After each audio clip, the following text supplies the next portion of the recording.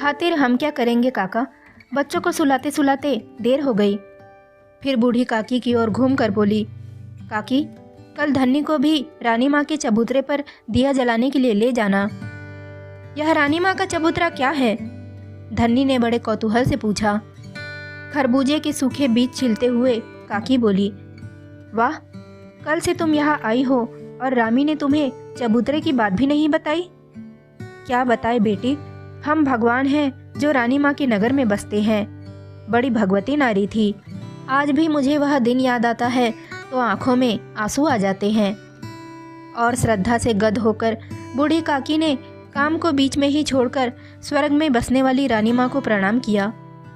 बस्ती वालों के लिए यह कथा कोई नई नहीं थी, फिर भी दत्तचित होकर उस कथा को ऐसे सुनने लगे जैसे पहली बार ही सुन रहे हो। स्त्रियों का तो ऐसा विश्वास था कि जितनी बार इस कथा को कहेंगी या सुनेंगी उनका पुण्य बढ़ेगा।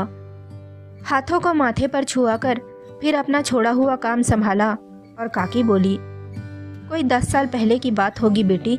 हमारे नगर सेठ के बेटे पर शीतला माई का प्रकोप हुआ। पानी की तरह पैसा बहाया, वैद्य हकीमों का तांता लग गया, पर शीतला माई तो कोई और ही खेल खेलने आई थी। वे इन दवाइयों से क्यों शांत होती भला। सब हार गए और शीतला माई बच्चे पर ऐसी जमकर बैठी कि ना उसे मरने दे न जीने दे। माँ तो सेवा करते करते सूख कर काटा हो गई, न खाने की सुध न सोने की। भाग से एक साधु द्वार पर आया। रानी माँ की सूरत देखकर ही सारी बात समझ गया। वह कोई ऐसा वैसा साधु नहीं था, शीतला माई का भेजा हुआ साधु ही था। बोला, बेटी तेरा बच्चा मौत के मुंह में है, पर तेरे प्रताप से ही बचेगा। 7 दिन तू अन्न जल का त्याग कर दे, तेरा बच्चा उठ खड़ा होगा। रानी माँ के प्राण तो पहले ही आंखों में आए थे, उस पर 7 दिन अन्न जल का त्याग। सबने बहुत समझाया कि साधु की बातों पर मत जाओ, पर वह नहीं मानी सो नहीं मानी। 7 दिन के बाद बच्चा तो उठ खड़ा हुआ, पर रानी माँ जाती रही। काकी का गला भर गया। पास बैठी फूलों ने आंचल से आंसू पोंछ डाले। धन्नी, जिसने अभी तक बच्चे की सूरत नहीं देखी थी, उसके मन में जाने कैसा सूल चुभने लगा। काकी ने टूटा सूत्र जोड़ते हुए कहा, सारा गांव इकट्ठा हुआ उस देवी के दर्शन करने को। अर्थी ऐसी उठी कि राजा महाराजाओं की भी क्या उठेगी। नगर सेठ ने बहू। बीच में ही बात काटकर फूलो बोली, केसर की छींटे की बात तो कही ही नहीं। फिर उसने कुछ इस भाव से धन्नी की ओर देखा, मानो कह रही हो कि इस घटना की राई बत्ती की बात केवल काकी ही नहीं, वह भी जानती है। हाँ बेटी, जब उसकी अर्थी उठी तो आसमान से केसर की बूंदें बरस रही थी।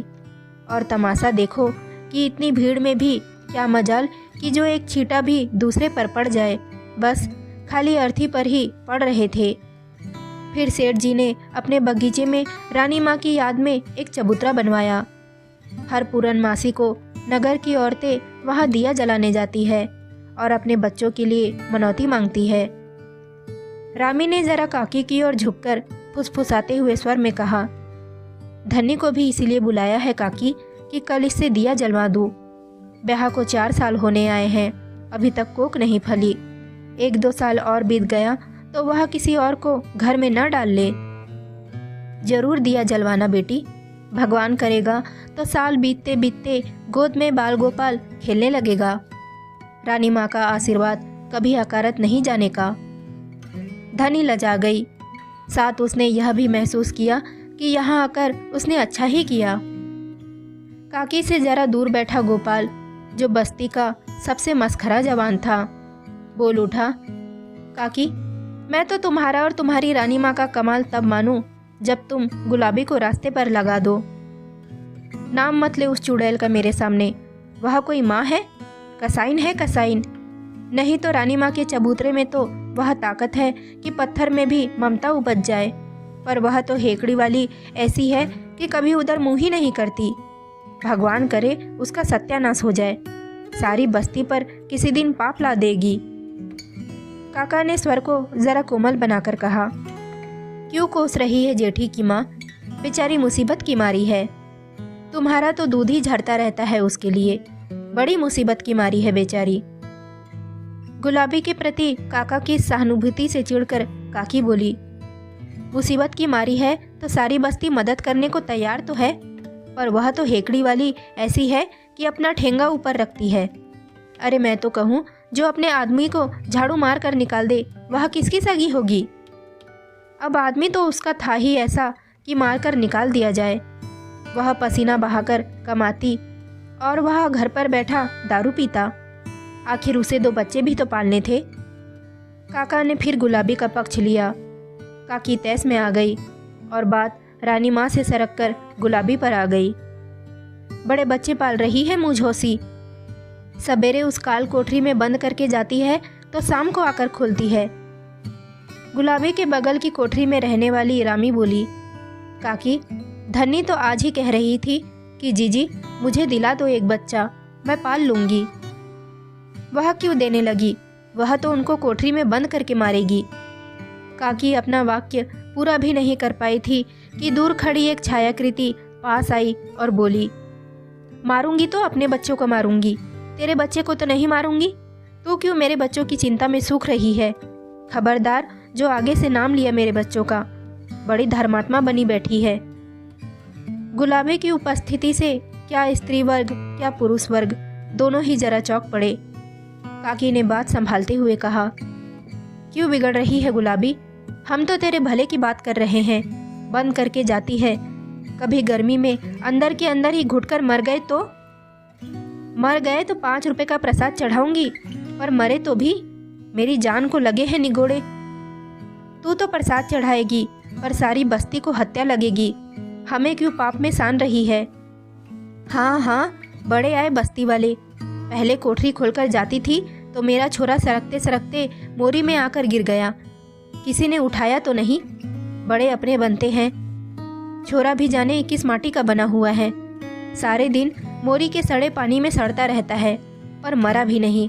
मर जाता तो पाप कटता। गुलाबी क्रोध से बड़बड़ाती गली के नल पर चली गई। कहो काकी, कैसी रही?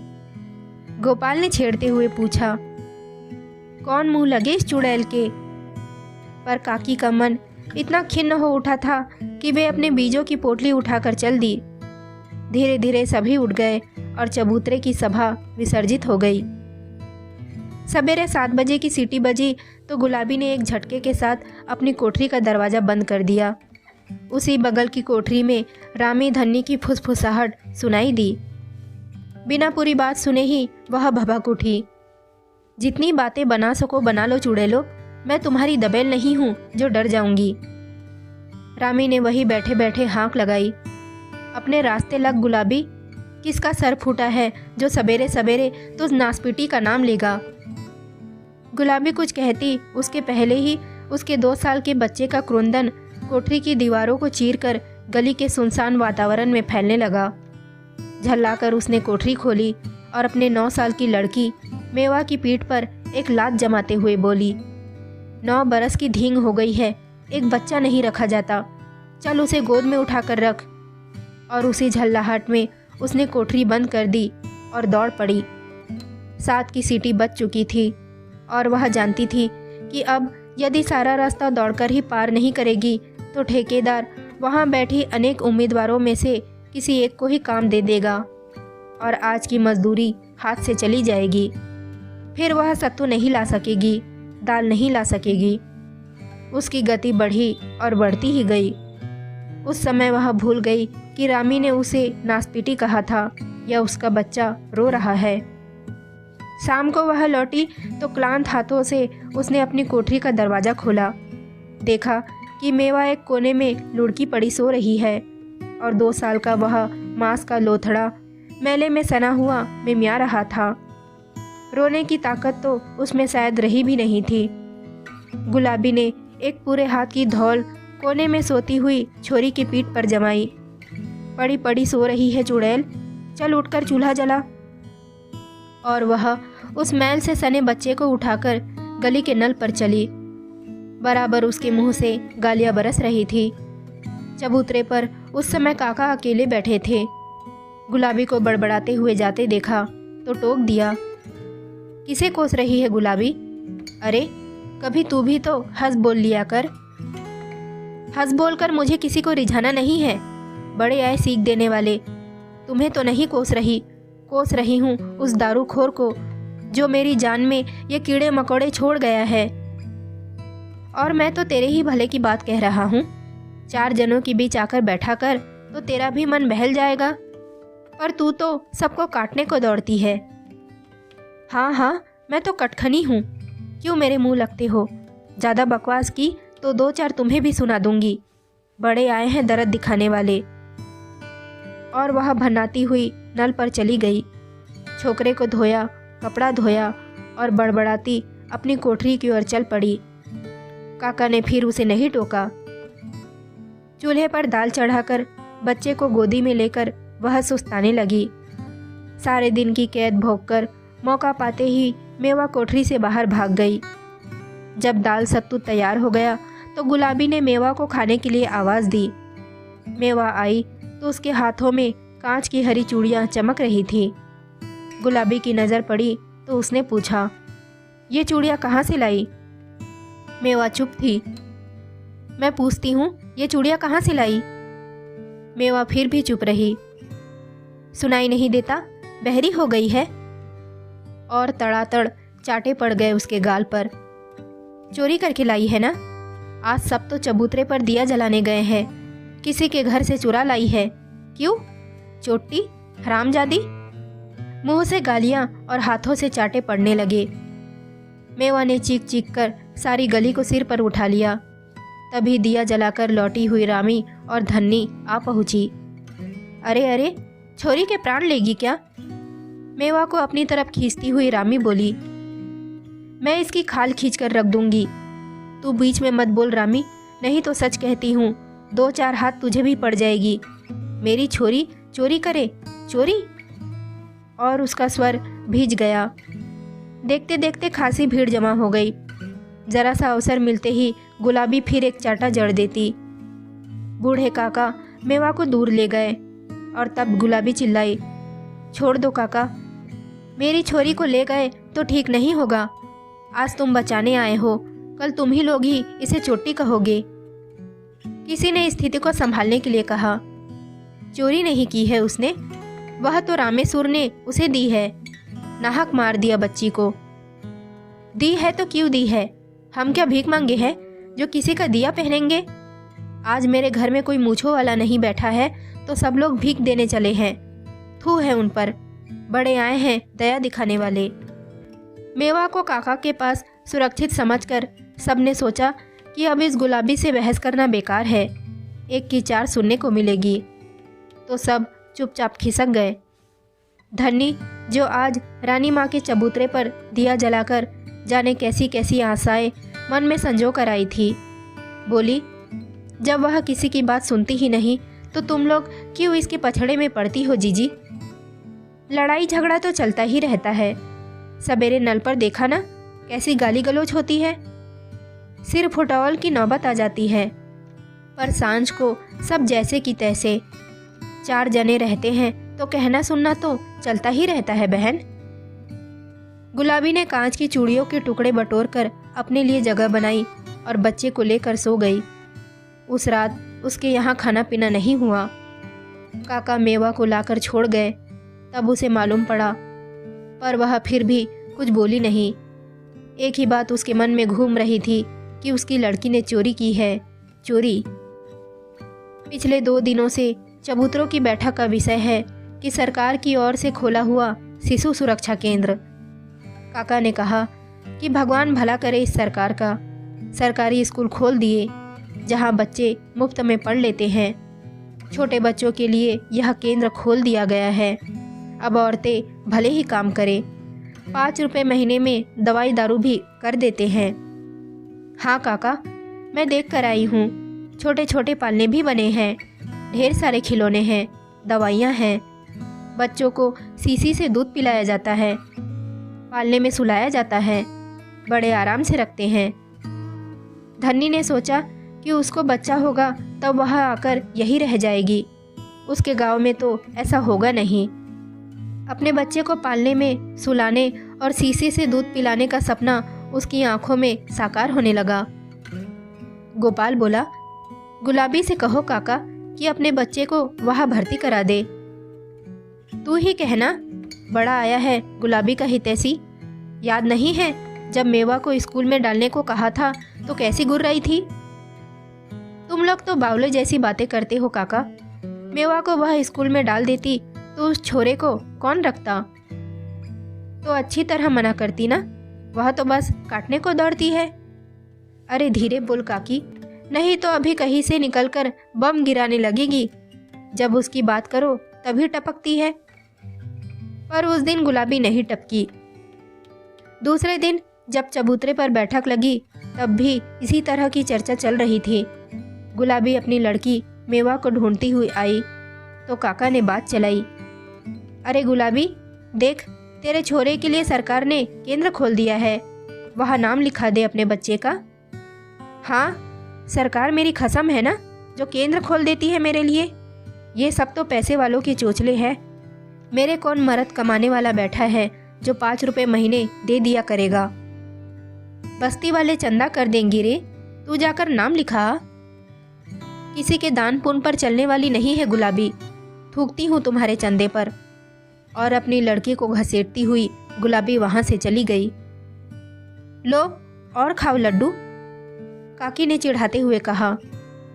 बिना गुलाबी से 2-4 झिड़कियां सुने इन्हें चैन नहीं है। आज रामी नहीं आई? बात का प्रसंग बदलने के लिए काका ने पूछा। धनों को विदा करने गई है। और इधर उधर की बातें करके सभा समाप्त हुई।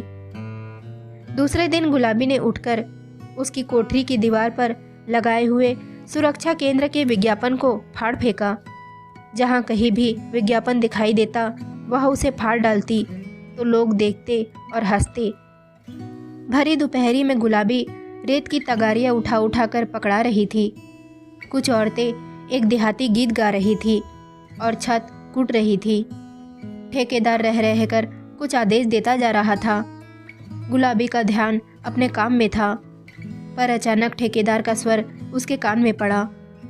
पूरी बात तो वह सुन नहीं पाई, बस इतना सुना कि इस तरह तो जरा से आंधी पानी से घरों की छतें टूट जाती हैं। जरा अच्छी तरह से उसने आसमान की तरफ देखा, कहीं बादल नहीं थे। फिर भी उसका हाथ रुक गया और उसके सामने उसकी कोठरी की टूटी फूटी छत घूम गई। यदि किसी दिन छत गिर जाए तो? हाथ चलाओ ना, कड़क कर बगल वाली औरत ने कहा। वह कब से रेत की तगारी के लिए खड़ी थी। एकाएक गुलाबी को होश आया। चला तो रही हूँ, कौन तेरे बाप की नौकर हूँ जो हुक्म चला रही है। शाम को गुलाबी घर लौटी तो ठेकेदार से थोड़ी सी सीमेंट और चूना मांग लाई। खा पीकर जब सब सो गए तो गुलाबी के घर से खटर पटर की आवाज़ शुरू हुई। गली में सोए हुए गोपाल ने पूछा, आधी रात को क्या कर रही है गुलाबी?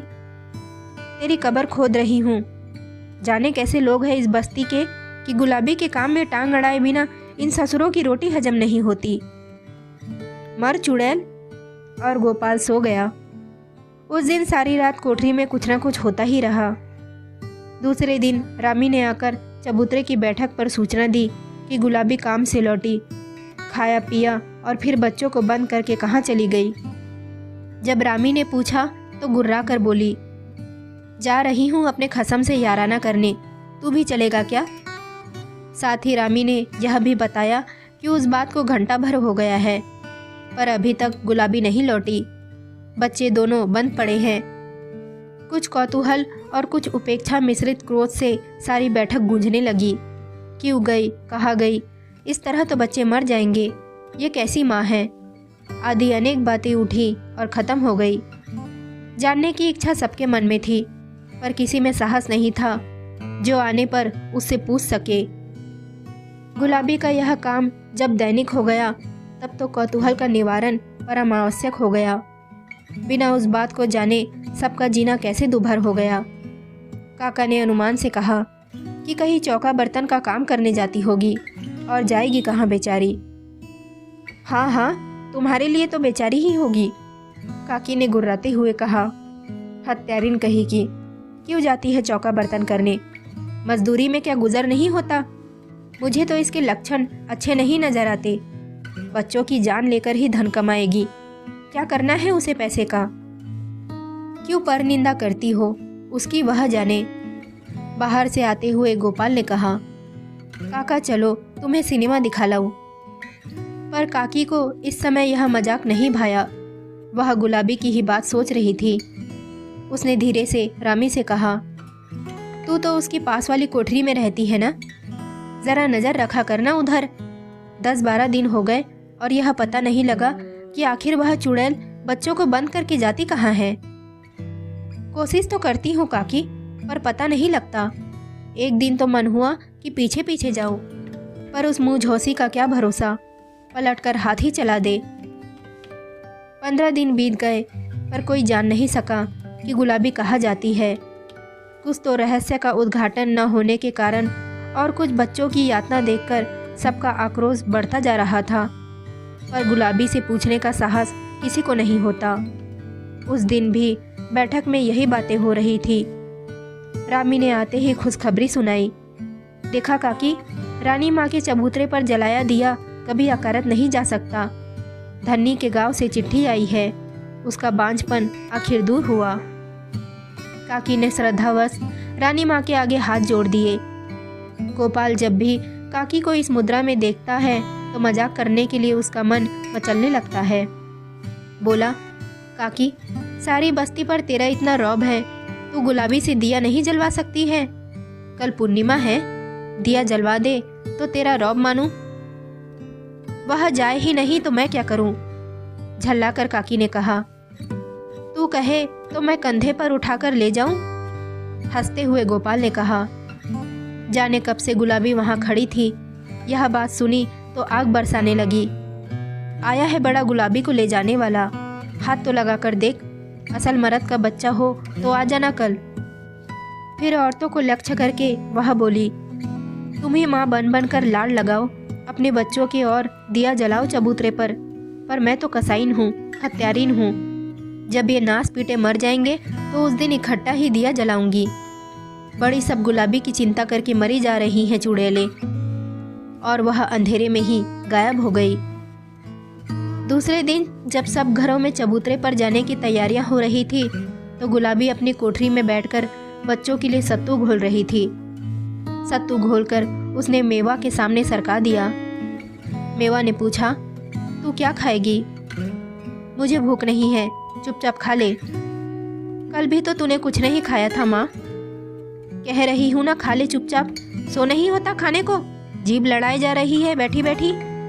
तू तो आजकल जरा सा ही सत्तू लाती है माँ, अपने लिए नहीं लाती। गुलाबी ने तड़ाक से एक चाटा जड़ दिया। सत्तू खाती है कि मार खाएगी? दोनों बच्चे जब खाना पीना समाप्त कर चुके तो गुलाबी ने हंडिया से पैसे निकाले। बड़ी सावधानी से उन्हें आंचल में बांधा और जैसे ही मुड़ी तो देखा रामी दरवाजे पर खड़ी उधर ही देख रही है। बिना एक शब्द बोले उसने दरवाज़ा बंद किया और वह चली गई। जब सब औरतें वहाँ इकट्ठी हो गई तो रामी बोली, दैया रे, आज गुलाबी ढेर सारे पैसे आंचल में बांध कर गई है। वापस लौट आए तो समझना। पैसे बांध कर? हाँ, मैंने अपनी आंखों से देखा। मुझे तो लगता है कि चौका बर्तन की आड़ में कोई और ही लीला चल रही है। कौन उस पर नियत बिगाड़ेगा? सूखा छुआरा तो है। मर्दों का कोई क्या भरोसा, जो ना गुजरे तो थोड़ा सा। रामी मुस्कुराई। जब दिया जलाकर औरतें लौटी तो देखा कि गुलाबी की कोठरी वैसे ही बंद थी। जल्दी जल्दी कपड़े उतारकर चबूतरे पर बैठक हुई। सारी बातें बढ़ा चढ़ा कर बताई गई। रोज कब तक लौट आती थी? काका ने पूछा। इस समय तक तो लौट आती थी, रामी ने कहा। आज तो वह नहीं लौटने की। सारी बस्ती का मुंह काला कर गई चुड़ैल। उसके बच्चों को कौन पालेगा अब? चूल्हे में जाए उसके बच्चे। माँ होकर जब उसे दर्द नहीं आया तो हमें ही क्या पड़ी है। गोपाल ने कहा, चाहे कुछ भी खर्च हो जाए, कल ही जाकर रानी माँ के चबूतरे के पास ही गुलाबी का चबूतरा बनवाऊंगा। जब वहाँ दिया जलाने जाओ तो लगे हाथ गिन गिन कर 10 जूते इस चबूतरे पर भी मार आया करना। तभी काका ने सबका ध्यान गली के मोड़ की ओर आकृष्ट किया। चांदने के प्रकाश में सबने देखा कि गली के ही 2 आदमी गुलाबी के अचेत शरीर को उठाकर ला रहे हैं। चबूतरे की सारी भीड़ उस ओर दौड़ पड़ी। क्या हुआ? कहाँ थी? बेहोश कैसे हो गई? प्रश्नों की झड़ी सी लग गई। सबको वही छोड़कर काकी और रामी ने उसके अचेत शरीर को संभाला और रामी की कोठरी में लिटा दिया। काका अंदर आ गए, बाकी भीड़ को बाहर ही रखा। पानी के छींटे डालो, हवा करो, काका ने कहा। रामी उठकर पानी लाई और काकी हवा करने लगी। उसका आंचल हटाया तो बोली, हाय राम, इसका पेट तो पीठ से चिपक रहा है। लगता है मानो 2-3 दिन से कुछ खाया ही नहीं है। रामी, थोड़ा सत्तू हो तो घोल कर ला। देख रही हो? काका ने अपनी नज़र गुलाबी के सूखे मुरझाए चेहरे पर टिकाए हुए कहा। 1 महीने में क्या से क्या हो गई, जैसे बुढ़ापा आ गया हो। 1 महीने से मैंने इसे पास से नहीं देखा था। और देखो, इसके कपड़े ढीले कर दो, उमस भी तो कितनी है। काकी ने अंगिया के बंद ढीले कर दिए तो अंगिया में से कागज की एक पुड़िया सरक कर जमीन पर गिर गई। काका ने कहा, देखे तो क्या है? काकी ने पुड़िया पकड़ा दी। काका ने दिए के धीमे प्रकाश में पुड़िया को खोला तो देखा कि कांच की 2 छोटी छोटी हरी चूड़ियाँ और शिशु सुरक्षा केंद्र की 5 रुपए की रसीद थी।